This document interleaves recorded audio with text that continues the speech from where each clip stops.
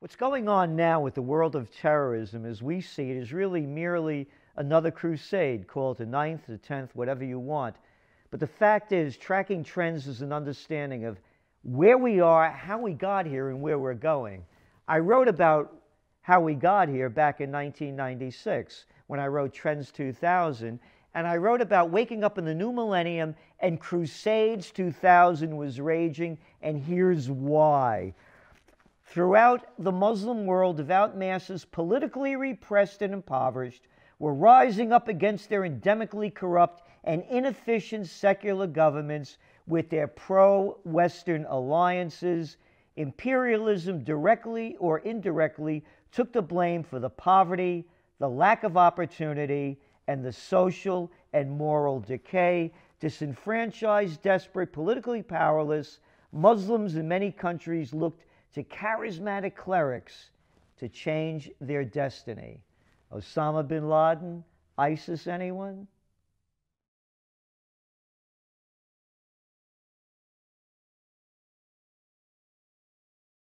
Crusades 2000 is playing out in front of our eyes, but people don't want to call it what it is. They're turning it into a religious war, but it really has its basis in much more than that. I wrote in the TrendsJournal in 2006 about Crusades 2000. Swords are drawn, blood's been shed.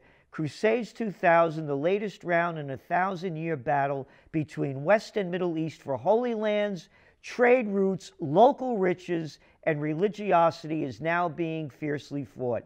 But the media hasn't named it, and politicians insist upon calling it something else. And everyone forgets the seeds of how the Crusades was born.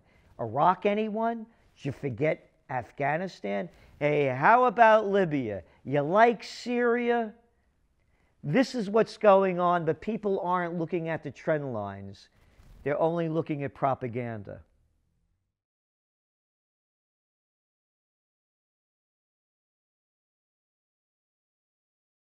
Retrograde 2.0 isn't a fad, it's a long-term trend. Look at the news, it's a big deal. Farm to table. Hey, it's always been like that, wasn't it? Hey, how about organic? You mean before artificial?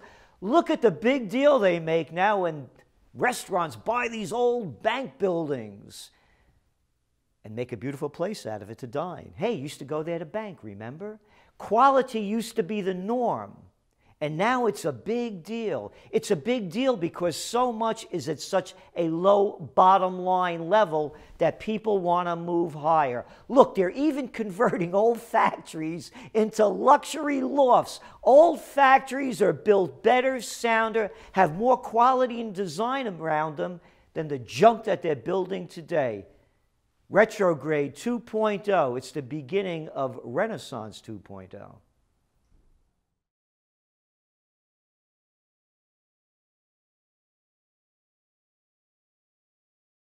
N-E-S-T-L-E-S, Nestle makes the very best chocolate. No more. They were losing it. They have to move up, get rid of the artificial, and go where the market's going. And the market's going to quality. Hey, look at McDonald's losing business to Chipotle Grill.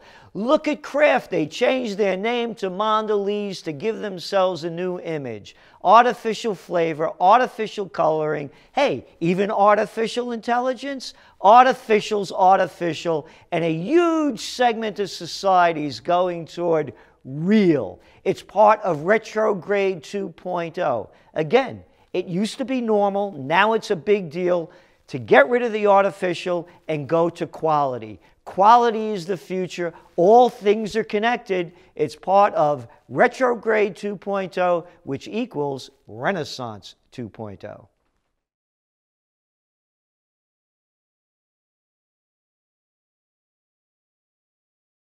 Hey, oil's coming back. Not really.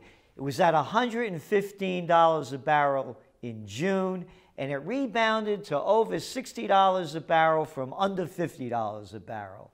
That's Brent, of course. So what brought it back up? Oh, the oil companies did what they said they were going to do. They cut production and cut exploration. But it's a much bigger story. That alone's not going to solve the problem. Global demand is down. It's a supply and demand issue. And there's too much product on the market as the global economies are in slowdown. Hey, remember they said we'd have escape velocity in those GDP numbers and we were going to go way back up? Hasn't happened. Go back to 2014 numbers. US GDP climbed what? 2.4%. Japan's is hardly up. Europe is flat. And so is China. In order for oil prices to go back up and sustain growth, GDP has to rise, consumption has to increase, and we don't see that in the cards.